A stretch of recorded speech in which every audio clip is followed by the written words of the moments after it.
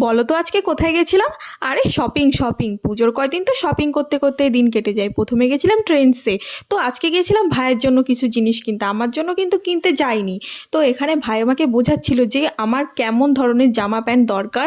তো আমি বলছিলাম দেখ এখানে তো আমার কিছুই পছন্দ হচ্ছিল না, মেয়েদের কালেকশনগুলো যাও একটু পছন্দ হয়েছিল, কিন্তু ছেলেদের কিন্তু আমার কিছুই পছন্দ হচ্ছিল না। এই টপটা কিন্তু আমার খুবই ভালো লেগেছিল। তো ডেনিমের ছিল ওপরেরটা, আর ভিতরেরটা গেঞ্জি কাপড়েরই ছিল, খুব সুন্দর লাগছিল। মেয়েদের কালেকশনগুলো কিন্তু সত্যি ভালো ছিল, তোমরা কেউ চাইলে যেতে পারো। আমি কিন্তু এখান থেকে একটা জিন্স নিয়েছিলাম, আর কুর্তির কালেকশনগুলো আমার মোটামুটি লেগেছে এবারে। তারপর আর কি করব, ওখান থেকে সময় নষ্ট না করে চলে আসলাম ভিমার্টে। এসে কিন্তু ওর এই জামাটা খুবই পছন্দ হয়েছিল। এই কম্বোটা কিন্তু আমারও পছন্দ হয়েছিল আর মারও পছন্দ হয়েছিল, তো আমি বললাম তুই নিয়েই নে। তারপর কিন্তু এই জামাটাই আমরা ফাইনাল করেছিলাম, আর এর সাথে আমি এই প্যান্টটা নিতে বললাম, তো ওই প্যান্টটাই ওর সাথে যাচ্ছিল।